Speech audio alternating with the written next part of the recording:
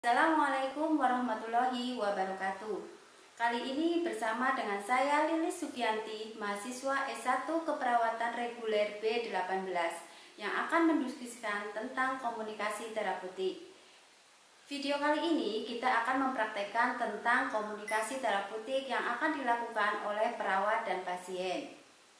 Komunikasi terapeutik ini bertujuan sebagai upaya untuk menjalin hubungan saling percaya atau trust antara perawat dan pasien, atau dengan tenaga kesehatan lain ataupun dengan keluarga.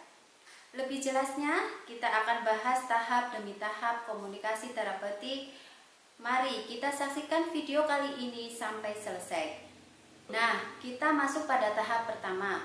Tahap yang pertama adalah tahap pra-interaksi.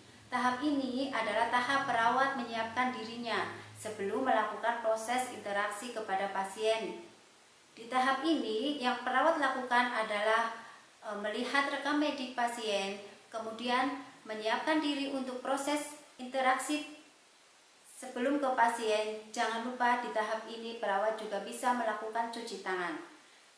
Nah, tadi kita telah saksikan proses di tahap yang pertama adalah pra-interaksi. Masuk tahap yang kedua adalah tahap orientasi.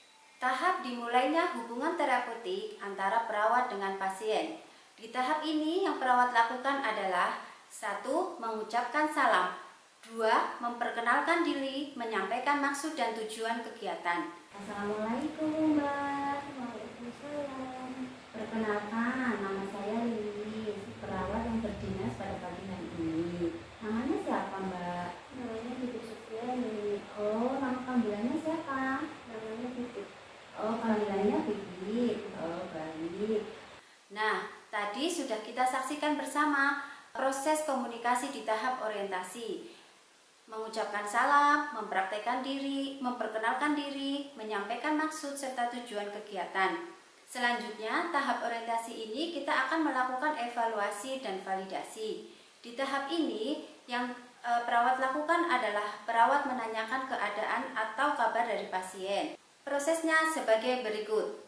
Bagaimana perasaan Mbak Bibi hari ini? Perasaannya lagi lemes, nggak enak. Oh, Mbak Bibi merasa tidak nyaman, lemes.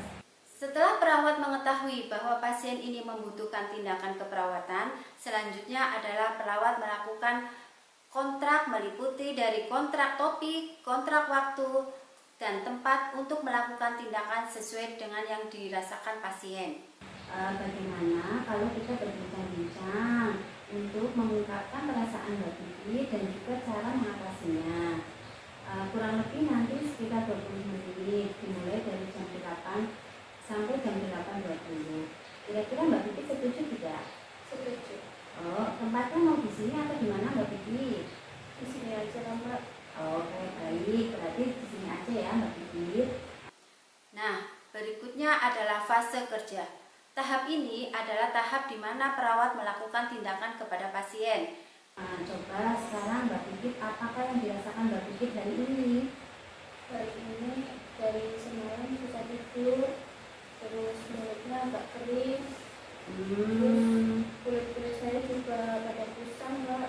Oh, terus apa yang membuat Mbak Bibi merasa khawatir? Saya merasa tidak sempurna karena saya sedang sakit, terus rambut saya rontok. Terus? Ya, saya merasa jelek, saya malu Mbak.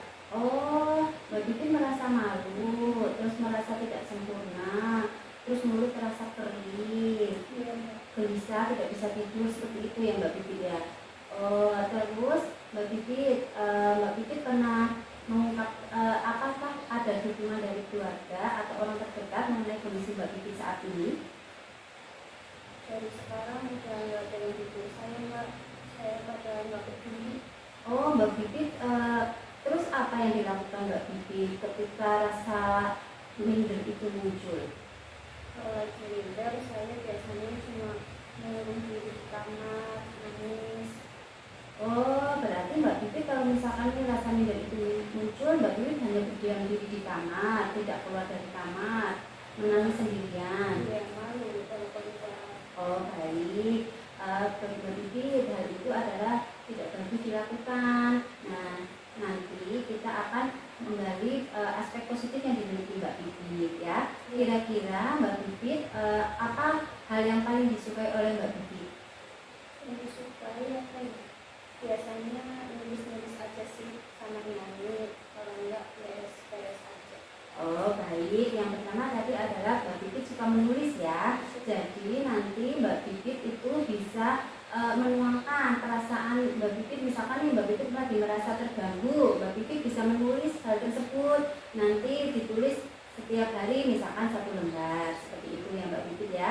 Nanti dalam hal menulis itu Mbak Pipit bisa dibuatkan jadwal dalam dibikinkan jadwal Mbak Pipit seperti itu ya. Kayak bikin diary gitu. Iya, kayak bikin diary nanti. Jadi intinya nanti Mbak Pipit misalkan nih, oh Mbak Pipit merasa tidak nyaman, ada yang mengganggu Mbak Pipit bisa menulis seperti itu. Nah nanti bisa dituangkan dalam buku seperti itu ya Mbak Pipit ya. Tahap yang terakhir dari komunikasi terapeutik adalah tahap terminasi. Di tahap ini perawat mengakhiri hubungan terapeutik perawat dengan pasien. Yang dilakukan adalah perawat melakukan evaluasi subjektif, yaitu menanyakan perasaan setelah dilakukan tindakan atau apa yang dirasakan dilakukan tindakan.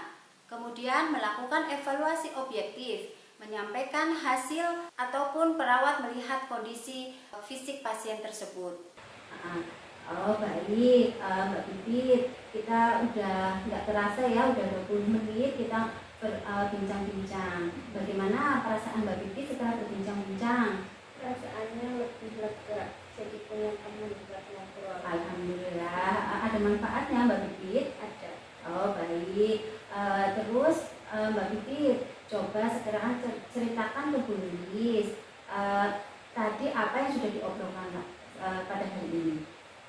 Tadi cerita tentang kalau saya lagi malu, Ya. kata Ibu Lilis nggak boleh ngurung sendiri di kamar. Ya, terus kalau lagi sedih boleh nulis yang apa yang sedang dirasain. bagus ya. Terus nanti nulisnya boleh 1 lembar atau 2 lembar. Oke baik, itu Mbak Pipit sudah bagus, sudah pinter ya Mbak Pipit ya seperti itu. Kemudian langkah selanjutnya menyampaikan rencana tindak lanjut. Jadi nanti saya kasihkan buku. Nah nanti Mbak Pipit bisa menuliskan nih di sini. Mbak Pipit bisa menuliskan nih jika perasaan Mbak Pipit ada yang mengganggu ataupun yang lain, Mbak Pipit bisa dituangkan dalam buku ini, menulis misalkan hari ini Mbak Pipit merasa apa, bagaimana dan lain-lain. Nah bisa dipraktekkan oleh Mbak Pipit ya. Sekalian juga nanti ini buat jadwal Mbak Pipit, Mbak Pipit menulis di jam berapa dan lain-lain seperti itu ya Mbak Pipit ya.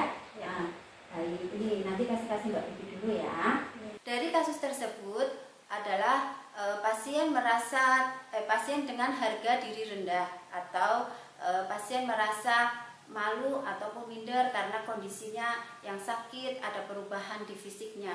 Jadi untuk RTL-nya perawat menggali kemampuan positif yang dimiliki oleh pasien. Dan yang terakhir, perawat melakukan kontrak yang akan datang, yaitu akan melakukan tindakan apa, kemudian jam berapa dan di mana yang dilakukan.